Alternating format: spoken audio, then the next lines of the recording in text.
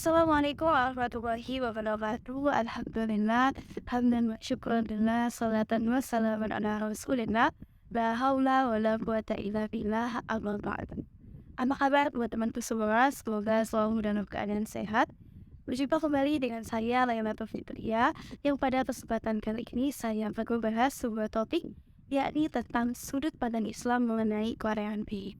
Topik kali ini bersumber dari sebuah jurnal dengan judul Fenomena Hallyu Wave dalam Sudut Pandang Islam berdasarkan kajian hermeneutis Abdul Said terhadap Quran Surat Al-Hud ayat 118 yang ditulis oleh Faridatun Nisa dan Laili Bini pada halaman 26-29. Nah, sebelum kita mengupas topik ini secara lebih dalam lagi, di sini saya akan menyajikannya dengan 3 poin pembahasan agar lebih mudah untuk dipahami.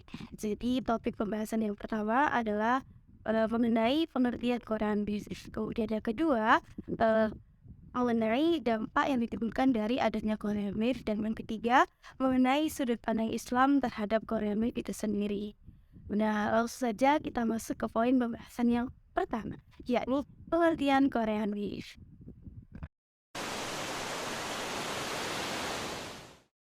Nah, apa sih arti dari Korean Wave itu sendiri? Korean Wave atau Hallyu Wave disebut sebagai gelombang Korea yang memiliki arti sebagai tersebarnya kebudayaan Korea secara global di berbagai macam negara, salah satunya adalah di Indonesia. Fenomena Korean Wave ini tentunya sudah mendapat respon baik dan dapat diterima oleh kalangan masyarakat Indonesia.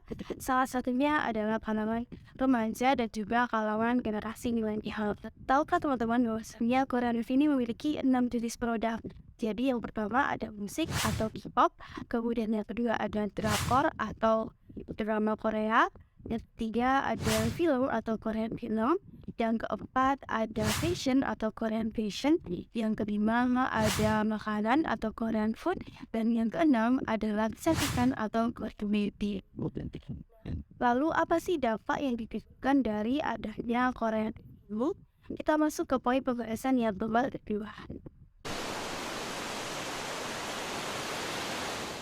Hadirnya Korean Wave tentunya melahirkan berbagai macam dampak, baik itu dampak positif ataupun dampak negatif. Beberapa macam atau jenis dampak positif yang ditimbulkan di antaranya yang pertama adalah memperluas pengetahuan serta wawasan kita akan keanekaragaman budaya yang ada di luar sana. Kemudian yang kedua adalah sebagai inspirasi bagi dunia kreatif dalam negeri agar selangkah lebih maju atau lebih-lebih dapat menghasilkan tren Indonesian Wave. Kemudian yang ketiga adalah bertambahnya relasi atau sebagai wadah untuk membangun ukhuwah di antara sesama penggemar Korean Wave.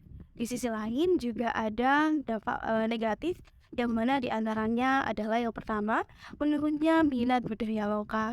Kemudian yang kedua adalah menimbulkan plagiarisme. Jadi kesuksesan yang telah diraih oleh negeri Ginseng dalam memperluas budayanya secara global sepatutnya kita jadikan sebagai inspirasi, bukan malah dijadikan contoh sepenuhnya sehingga menghilangkan identitas dari budaya kita masing-masing. Dan yang ketiga adalah mengubah mindset generasi.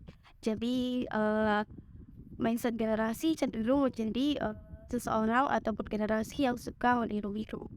Lalu bagaimana sudut pandang Islam mengenai Korean Wave ini? Kita masuk ke poin pembahasan yang nomor 3.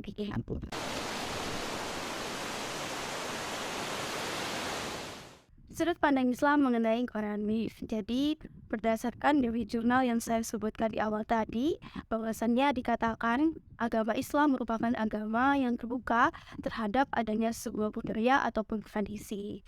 Akan tetapi yang perlu ditekankan adalah kita sebagai umat muslim tidak melebihkan kata terbuka tersebut sehingga menjadikan iman kita goyah ataupun iman kita luntur, bahkan kita lupa akan kewajiban kita sebagai umat muslim. Nah, sebenarnya ada juga beberapa sumber-sumber yang mengatakan bahwasannya Quran ini berseberangan dengan agama Islam. Yakni bersumber dari sebuah podcast, nanti akan saya taruh di sini. Nah, karena dinyatakan bahwasannya dalam Quran ini ada hal-hal yang menyimpang seperti normalisasi alkohol dan juga pergaulan bebas, di mana hal itu sangat menyimpang sekali dengan ajaran kita, bukan? Nah, akan tetapi hal tersebut kembali lagi kepada diri kita sendiri. Bagaimana kita menerima Quran itu, apa saja yang kita terima, lalu bagaimana sikap kita menyikapi Quran ini. Menurut Abdullah Said, seorang profesor studi Arab dan juga studi Islam di Universitas Melbourne, Australia, menyatakan bahwasannya ada 3 aspek yang perlu diperhatikan dalam memandang fenomena Quran. Di antaranya, yang pertama, menyikapi fenomena dengan sikap moderat, yakni sikap yang tidak menolak secara mentah-mentah dan juga tidak menerima secara berlebihan. Kemudian yang kedua adalah tidak menghilangkan identitas kebangsaan. Jadi, alangkah lebih baiknya jika kita lebih memperhatikan dan lebih melestarikan budaya kita sendiri. Dan aspek yang ketiga adalah menyikapi fenomena dengan rasa toleransi ataupun rasa memahami perbedaan. Dan sebenarnya fenomena Quran ini sama saja dengan fenomena budaya barat yang masuk ke dalam Indonesia, sama saja dengan fenomena budaya Jepang yang masuk ke dalam Indonesia. Bahkan sama saja dengan fenomena budaya kota A dengan kota B yang saling bertukar. Tetapi bedanya di dalam kota A dan kota B ini ruang lingkupnya kecil, tidak seperti fenomena budaya Korea ini yang ruang lingkupnya sangat besar, bahkan masih dibilang masih untuk di zaman saat ini. Mungkin itu saja yang dapat saya sampaikan. Kurang lebihnya saya mohon maaf. Terima kasih. Wassalamualaikum warahmatullahi wabarakatuh. Sampai bertemu di video selanjutnya. Selamat menjalankan ibadah puasa.